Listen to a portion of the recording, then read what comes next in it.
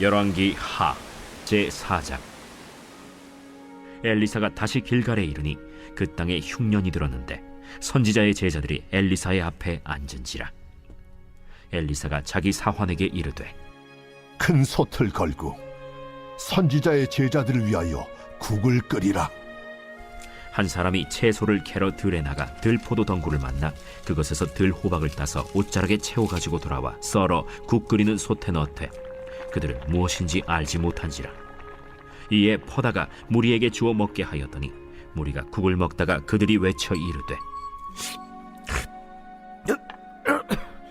하나님의 사람이여, 솥에 죽음의 독이 있나이다 하고 능히 먹지 못하는지라. 엘리사가 이르되 그러면 가루를 가져오라. 하여 솥에 던지고 이르되 퍼다가 무리에게 주어 먹게 하라. 하매 이에 솥 가운데 독이 없어지니라. 한 사람이 바알 살리사에서부터 와서 처음 만든 떡 곧 보리떡 20개와 또 자루에 담은 채소를 하나님의 사람에게 드린지라. 그가 이르되 무리에게 주어 먹게 하라.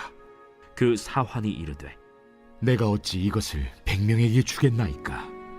무리에게 주어 먹게 하라. 여호와의 말씀이 그들이 먹고 남으리라 하셨느니라. 그가 그들 앞에 주었더니 여호와께서 말씀하신 대로 먹고 남았더라. 할렐루야. 사랑하는 열린문교회 성도 여러분, 오늘도 주님이 주시는 참 평안 가운데 단잠 주무셨습니까? 9월 9일 월요일 하나님께서 허락하신 귀한 하루가 시작되었습니다. 오늘도 하나님께서 주시는 열왕기하 말씀을 통하여 말씀의 선명한 기준이 세워지고 그리고 오늘도 세운 기준으로 하루를 살아내시는 저와 여러분들이 되셨으면 좋겠습니다. 오늘 매일 성경의 제목은 기근 속 기적이라고 되어 있습니다. 지금 계속해서 엘리사가 행한 이적들이 기록이 되어 있는데요. 엘리야가 죽기 전에 무엇을 해주기를 원하느냐라고 엘리사에게 묻죠. 그러자 엘리사는 당신이 행하였던 성령의 역사가 갑절이나 있게 해달라라고 했는데요. 그 성령의 능력이 엘리사를 통해 증거가 되고 있습니다. 지금 그가 행하였던 기적이 어떠한 것들이 있었나요? 한 선지자의 제자의 아내였던 자가 생활고로 인해서 두 아들을 종으로 보내야 하는 상황 가운데 넘치는 기름으로 상황을 이기게 하고 그리고 아이가 없던 수냄 여인의 출산과 그리고 또 죽은 아이를 살린 이적을 보이기도 하였습니다.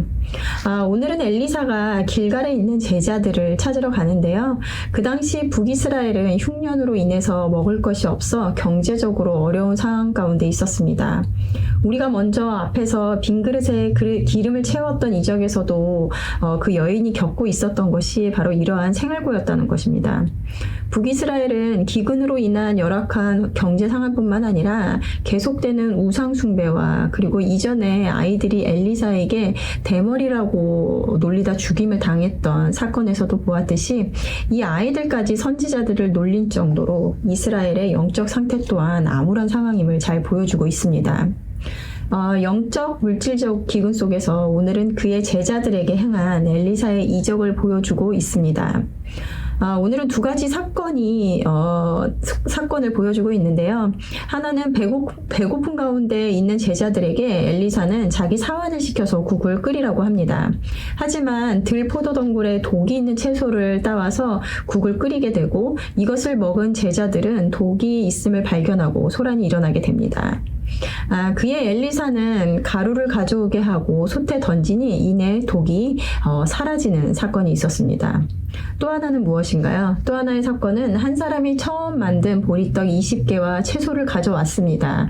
그래서 엘리사가 사환에게 그것을 무리에게 주어서 먹게 하라라고 하나 그곳에 모인 무리가 100명이나 되어 그것으로는 충분히 먹이지 못하는 상황이었다라는 것입니다.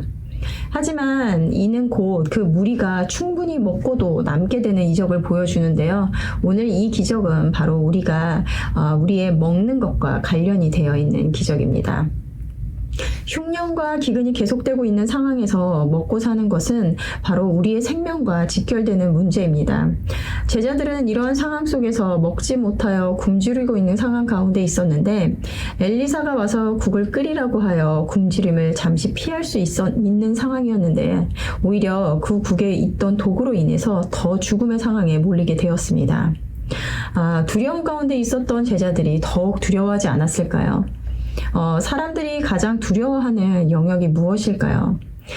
사람은 어떨 때는 사람들이 어떨 때 불안과 또 염려 안에 휩싸이게 될까요? 바로 이런 먹고 사는 문제이지 않을까 싶습니다. 먹는 것은 바로 우리의 생명과 직결이 되어 있기 때문입니다.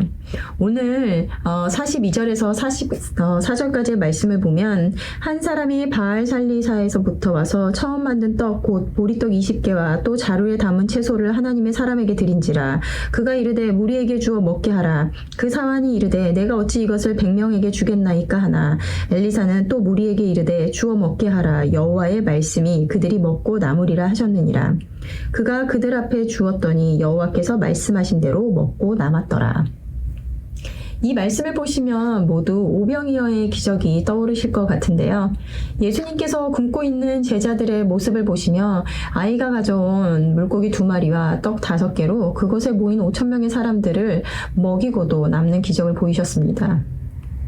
하지만 우리는 예수님 자신이 하늘에서 내려온 생명의 떡임을 말씀하시지만 사람들은 그저 먹는 것의 문제를 해결하실 분으로만 생각하므로 그들의 왕으로 삼는 것을 말씀을 통해서 진정으로 예수님을 알아보지 못했다라는 것을 알 수 있었습니다.